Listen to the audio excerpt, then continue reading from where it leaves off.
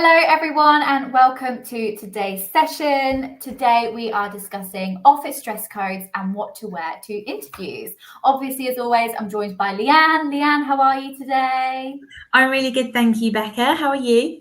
Good, thank you. And our expert guest is the lovely Samantha Harman, who we've had on our podcast before. Sam, how are you? Hi, I'm really good. Thank you so much for having me.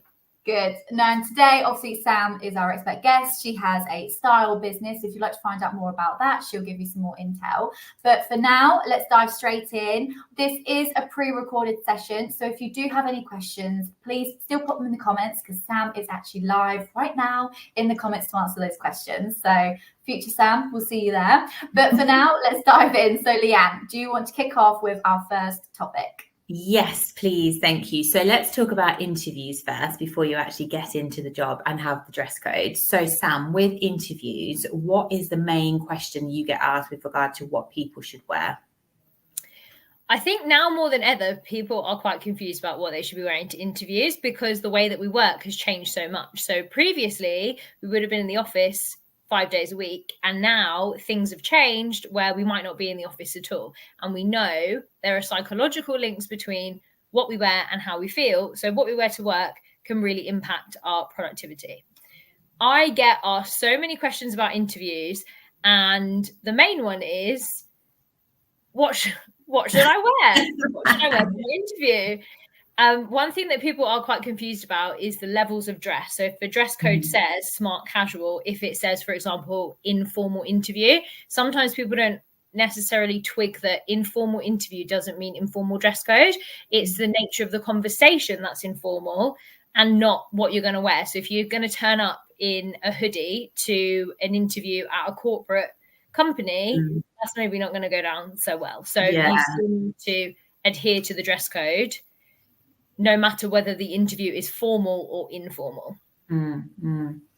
So would you suggest that they find out what the dress code is for the company before they attend the interview and then kind of dress appropriate to what that dress code is? So they're already sort of getting a bit of a head start. For sure. Good style is when you can take your personality and your personal brand and the expectation of the environment that you're in and blend those two things together so that you look and feel like you and you're really confident, but you're adhering to what is required of you in that situation. Unfortunately, a lot of the content that I see with regards to what you should wear to an interview or to your first day on a job, I would say is subpar. So for example, I've seen a couple lately where it says dress code is smart casual, use your common sense on this one. And of course, common sense is a strange thing to be putting on something like that because we all have very different levels of experience and culture and background and understanding. So saying use your common sense just does not apply to everybody. So I think that there's a lot of work that needs to be done, perhaps from a company perspective in communicating dress codes with people, but also from the point of view of the interviewee, doing your own research is really important. Don't just rely on someone else to be telling you what you should be wearing. Yeah. And also there's online interviews now as well. So you have the online interview and then you also have the in-person interview. So my question to you, Sam, is when you have an online interview, you might just think that I'll dress smart, top up, like have a shirt on or something and do my hair and makeup, but then have my joggers on or my slippers on or pajama bottoms on. Not that I've done that. But what would you say to that? Would you say that you wouldn't be in the right zone for the interview if you're still not 100% dressed for that actual, thing? Yeah. When I have clients who are going for interviews, one thing that really actually makes a difference is putting their shoes on. And it's psychological, but you're telling your brain that you're now ready for a work environment as opposed to being at home. So obviously with the pandemic and the way that things have changed in terms of how we work, sometimes if you're working from home, it can be really muddly for your brain. Like if you work from home 5 days a week and you stay in the same environment that you live in and you relax in, it's not good, right? It's psychologically, it's just not good for us. So signaling to your brain that you're in a different frame of mind is really important with your clothes. And your parents have been doing that with you since you were a baby. You've been getting changed into your pajamas when you go to bed. And that tells your brain it's bedtime. So if you wear pajamas to an interview, you're not giving yourself the best opportunity in that interview. Yeah. I don't think. Yeah, definitely. And so what about wearing like a statement piece? You know, so if you were like, for example, Becca's earrings today, they're there. I've spotted them. You know, Becca has a lovely array of earrings that I see every now and then. I always think, oh, I should probably go a bit more crazy with my earrings. Do you think that people should try and maybe stand out a little bit with a statement piece or a colour during interviews, especially if they are online? There are studies that show that people who have a little bit of a flamboyant style, or they layer things, or they wear different colors, are perceived as more competent at their jobs. And I think it's because when you can do stuff like that with your style, you're showing that you have confidence, right? Because it sounds really silly putting in a pair of earrings, but you kind of have to be confident to do that. And also it then gives you more confidence. Yeah. Especially when people are like, wow, your earrings look great. Which they do. Which they do. And actually, I like your earrings as well. I'm looking at yours now, Sam. They're like balls. So seeing myself. I remember when we spoke to you before, because we've recorded a podcast before, which is also available as a YouTube. Did you say something about the colour pink? Pink is a good colour for if you want to give yourself some self-love, basically, or bit of like self-care vibes from pink. But there's so much psychology in color. So blue, for example, is a really good color if you want to feel competent or in control. Purple is a color that we associate with royalty and regalness. So it's kind of giving you a bit of a higher statement, essentially, is what that's doing. Green is a really good color for health. And actually, so many clients, when we go through their wardrobes, the color that they have the most of, that they actually really enjoy, is green. And psychologically, green is a really good color for health and prosperity, and it makes us feel good because it's a color of nature. So there's loads to be taken advantage of when it comes to the colors that you're wearing. You know, some people do feel safe in black, and black is a good color for competence and security. But if you can add in some color as well, it's just gonna just make the outfit it's nice as well. Like some days, you know, I go to my safety blanket of all black outfit, but actually just popping in even something small like my earrings, because I probably have about over 30 of them. So it's a bit of a insane collection going on, but just popping those on, actually, it still does just give me that bit of feel good, even if I'm not feeling as confident in what I want to wear that day. So yeah, I think it's important for people to discover just that little something that they can add to their outfit, especially just to start to add color. So I know some people can find it really scary. And also, that's true. And also, I guess if you're being interviewed alongside a lot of other candidates that are also being interviewed, and you only have that 30-minute slot, you might be more memorable if you were the only one wearing purple rather than black, or green rather than, you know, white or something. So that might be a little tip.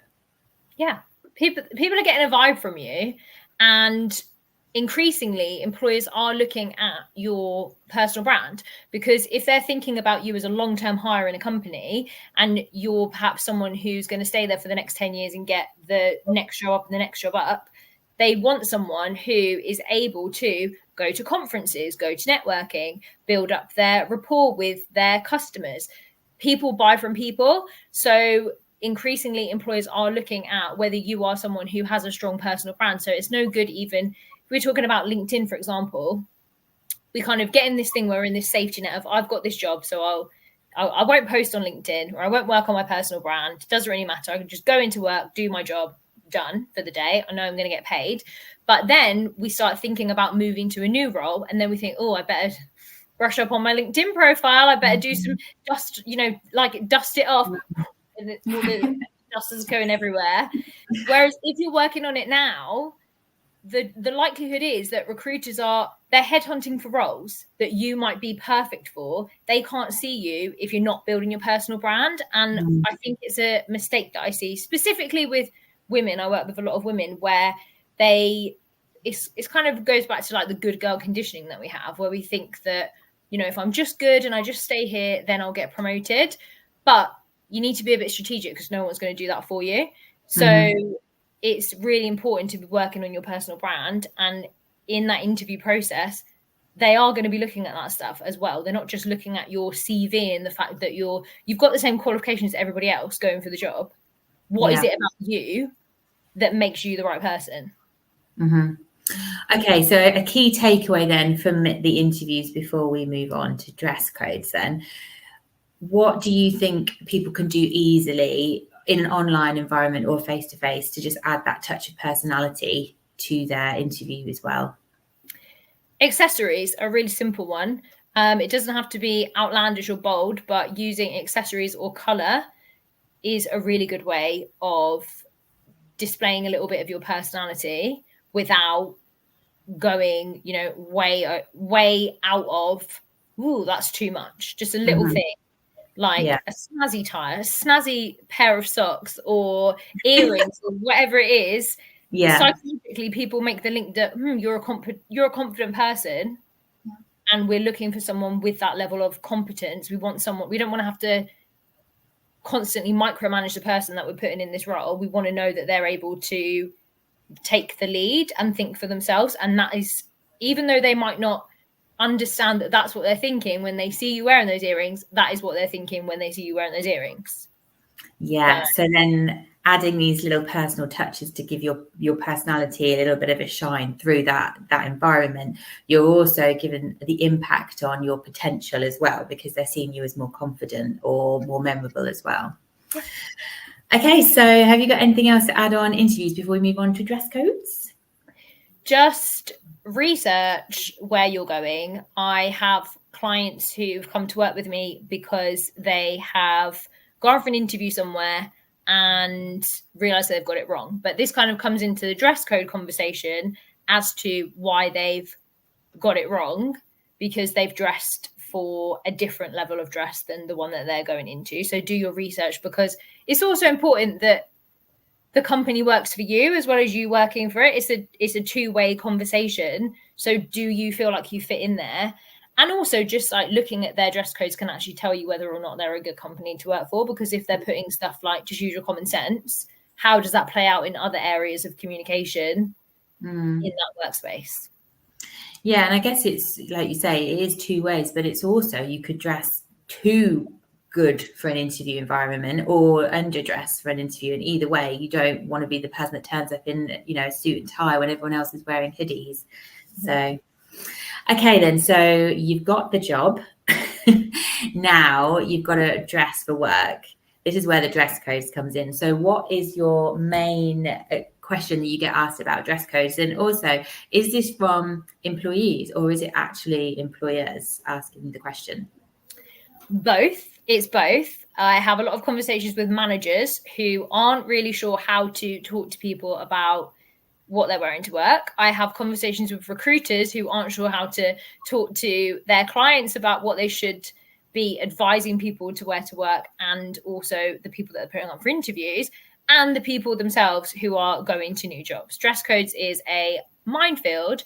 And what's really interesting about it, and frustrating actually for me, is that this is something that we have to do for work every day. Like we can't just turn up to work naked unless your job specifically, you know, you.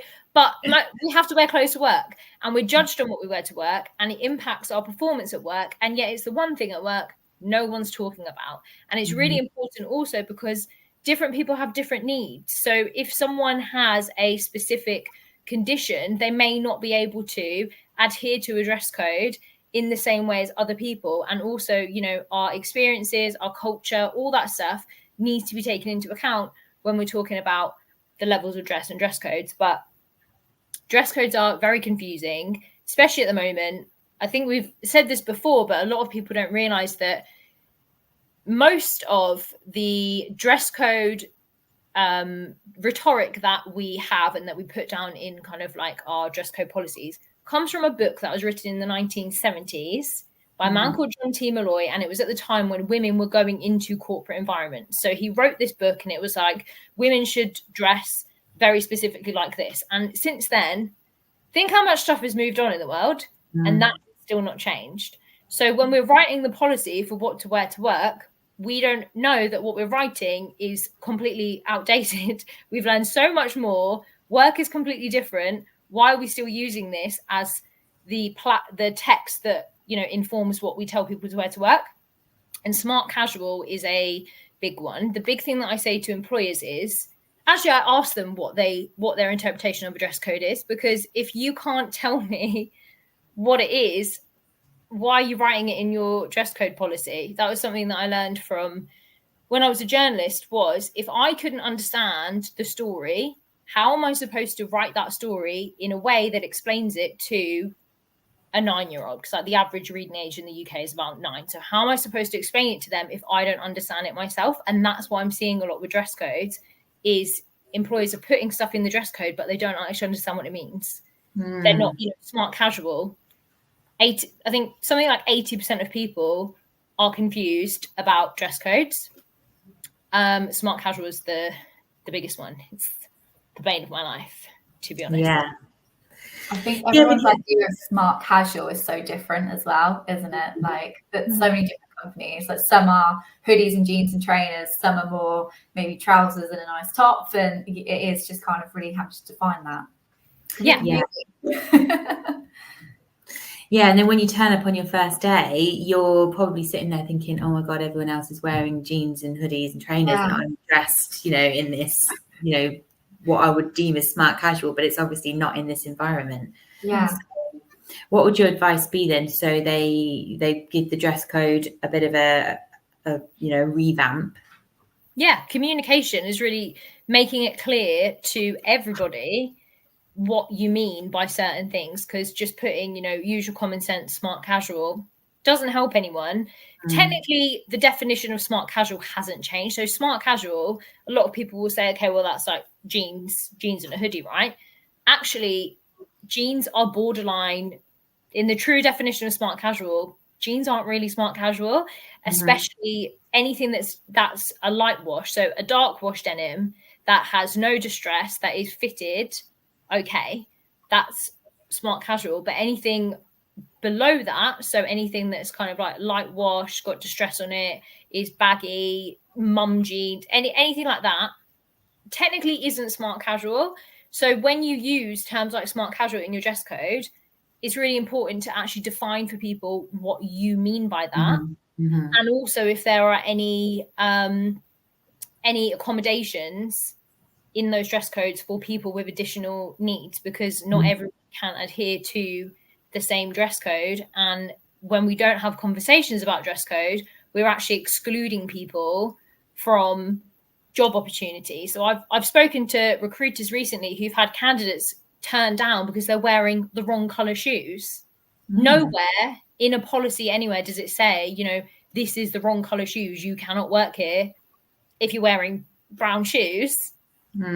Just silliness. Yeah.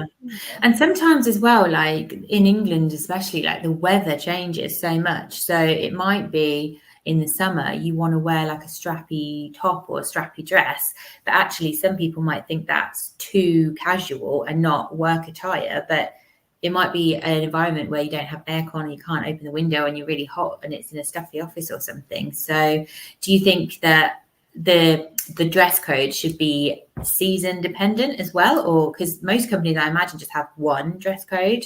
Yeah, for sure. And again, we should be stipulating what we mean by the dress codes when we put them down. So for example, if our office, it's like you said in the UK, a lot of some, you know, office buildings are modern and stuff, but a lot of our buildings aren't made for the kind of wild temperatures that we get these days. So that means that if the office environment isn't comfortable for people and they're having to make accommodations with what they wear, that needs to be taken into account as well. Yeah. And then there's the shoes, like a flip-flop's okay, a slider's okay. Can you wear sliders and socks? Yeah. Shoes are a whole thing. People often will either create that outfit around the shoes, or they'll create the outfit and completely forget that, and then shoes completely throws them off. They don't know what to do with shoes. And again, that's another thing. Generally, in a business casual or smart casual environment, and an open-toed shoe like a flip-flop especially is very casual.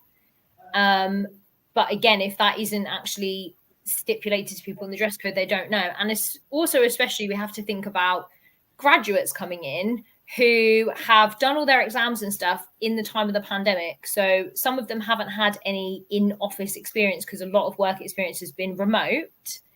How are we communicating the dress codes to them? And how are we communicating dress codes with people who, if someone's from a family, like I'm from a family who I was the first person from to go to university, if you're not from like a corporate environment, what are we doing to help people know what they should be expected to wear at work when everyone around them works in vocation jobs where they have uniforms and stuff? Yeah, so you've got the different ages as well. So you've got graduates all the way up to maybe nearing retire. You've got all of the different seasons. You've got the different office environments with the modern offices and the aircon, and the older offices, that how do you write a dress code that's going to cover all of that stuff, all those variables, so people can actually come to work and be comfortable and confident and do their job properly? Takes some time. But I think it's really important because, as you just, the workforce, we are getting older. We're not going to be able to retire until or maybe never retire. I don't know. 76. I love my job. 76 years old, still doing this. Wearing the flip-flops. Well, seriously. I don't know. That's a run for another day. But the workforce is getting older. Then younger people are still coming in, and we're learning more about the different ways that people communicate and think and the different needs that they have. So whilst it takes time, and I think employers probably, it's a headache, it's too expensive, they kind of palm off the writing of that to just, that's a HR problem, whatever, just palm it off on them. And they don't actually put the investment all the time into thinking about this stuff. In the long term, it's just creating more problems, because if people don't feel respected or comfortable or confident at work, ultimately they're going to go and work elsewhere. So you're losing the best people. So do you think then that if there's anyone out there listening that isn't sure on what to wear, that you could give any tips and advice for, I know it's kind of a blanket statement, but it kind of covers all of these different variables? For employees or employees? Yes, sorry, yeah. So employees, first of all, what you want to do, rather than starting with the actual clothes in your wardrobe, is start with how you want to feel and what your goals are. Because those are the two things. When we're getting dressed every day, it feels like it's in the moment we're choosing an outfit. But the compound effect of what we wear to work every day builds up to eventually us getting a promotion or not. So the decision to promote you at work isn't just made one day. One day you come into the office and someone's like, oh, Barbara's doing a good job today, promoted. It's actually over the months and the years of you showing up, putting the work in, but also cultivating a strong personal brand. Is the way that people think of you is really important. So rather than starting in your wardrobe, start with what are your goals? What are your goals? And when you look at your wardrobe, is that actually helping you with those goals or not? Yeah. Is there stuff in your wardrobe that is, if you're being honest, is a bit shabby and tired? And how is that making you feel when you put it on? If something that you're wearing to work's got holes in it, is it really giving the right impression? But importantly, is it making you feel good? And then what I would do is just have a wardrobe of what I would call a capsule wardrobe. So in that, you would start off with 3 tops, 2 bottoms, accessories, and you've got 12 outfits that will see you through. And if you learn how to accessorize those and, change the look of them, then you're going to be able to have that to take you through the week. And then if you double that, so you have 6 tops, 4 bottoms, accessories, coats, you have 48 outfits. So you have Wow. outfits for your month at work, and because you've built that wardrobe based on your goals that you've outlined, it's all going to build up to give the impression that you want it to give over that month. So I would not worry about having so much stuff. It's is your stuff giving the right impression? Start thinking about it a bit more strategically, because we're getting up in the morning, we're just like rushing to put on clothes, get out, get to the office, do the work.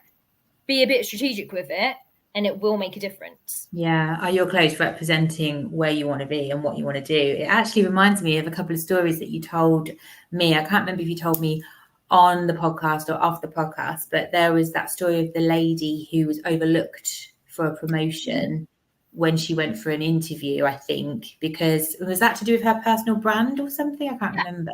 Yeah, because her boss knew who she was, but her boss's boss, no idea who she was.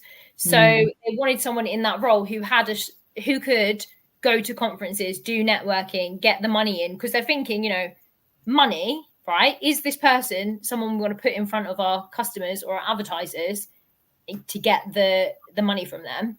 And the answer was no, because she just wasn't giving the impression through what she was wearing and how she was presenting herself that that's even what she wanted. So, another thing that you might want to do, and it's something that I get my clients to do, is to ask someone that they really respect, maybe someone who's like a mentor or someone who has done what they want to do, who will give them honest feedback, but not in a horrible way. What do you think my personal brand is? Like, what impression are you getting from me from how I'm showing up at work? And the answers sometimes can be surprising. And sometimes that, it can be hurt, a little bit hurtful, but ultimately it's for your good, because your boss's boss, you aren't going to be in the conversations that they're in. You don't know what conversations they're having about you. And, another client I have